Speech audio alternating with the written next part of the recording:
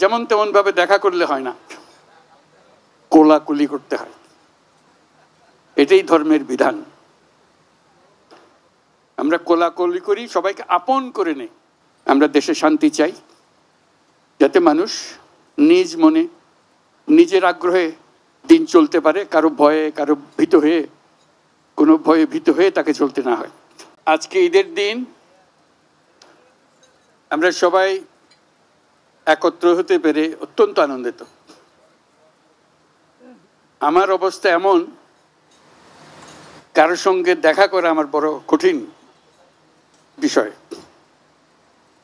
কাজে আজকে একসঙ্গে এতজনের সঙ্গে দেখা করার সৌভাগ্য পেয়ে আমি অত্যন্ত কৃতজ্ঞ। আমরা আজকে ঈদের মহা উৎসব আমরা পালন করছি। ঈদের বাণীটাই হলো নিজেদের মধ্যে সমঝোতা, অতীতকে পেছনে রেখে সামনের দিকে এগিয়ে যাওয়া। সমাজে এরকম যে একটা দিন আমরা স্থির করতে পেরেছি, আমাদের ধর্ম আমাদেরকে দিয়েছে, এটাই আমাদের জন্য একটা মস্ত বড় আশীর্বাদ। একটা দিন, এবং সেটা যেমন তেমন দিন না, যেমন তেমন ভাবে দেখা করলে হয় না, কোলাকুলি করতে হয়। এটাই ধর্মের বিধান। আমরা কোলাকুলি করি, সবাইকে আপন করে নেই। আজকের দিনটা আপন করে নেওয়ার দিন। আমরা সেই বাণী আমাদের মনে ধারণ করে প্রত্যেকে যেন পরস্পরকে ধারণ করি। যত রকম দূরত্ব ছিল সেই দূরত্ব থেকে আমরা সরে আসতে পারি। এটি সমাজের মঙ্গল, যে কোনো সমাজের মঙ্গল। সেই সমাজের মঙ্গল আমরা যেন আগ্রহ সহকারে নিজেদের মধ্যে আত্মস্থ করতে পারি। সেই জন্য এবারের ঈদ অত্যন্ত গুরুত্বপূর্ণ ঈদ, যাতে আমরা পরস্পরের কাছে আসি, পরস্পরের দূরত্ব থেকে আমরা সরে আসতে পারি, জাতিকে সমাজকে ঐক্যবদ্ধ করতে পারি। কারণ এই ঐক্যবদ্ধ হওয়াটা আমাদের জন্য, এই সমাজের জন্য বিশেষভাবে জরুরি। সেটা যেন আমরা অর্জন করতে পারি। আজকের এই মিলন মেলায় আমরা সেই বাণী আত্মস্থ করে সামনের পথে অগ্রসর হব।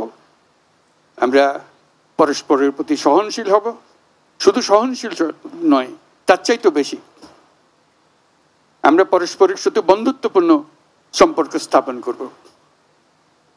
এর মাধ্যমেই সমাজে শান্তি আসে। বাংলাদেশে শান্তি অত্যন্ত জরুরি। সে কথাটা যেন আমরা মনে রাখি, প্রতিদিন মনে রাখি। আজকের দিনটা আমরা প্রতিদিন স্মরণ করি। আমরা দেশে শান্তি চাই, যাতে মানুষ নিজ মনে নিজের আগ্রহে দিন চলতে পারে, কারো ভয়ে কারো ভীত হয়ে, কোনো ভয়ে ভীত হয়ে তাকে চলতে না হয়। আমরা সবাই সবার মঙ্গল কামনা করি।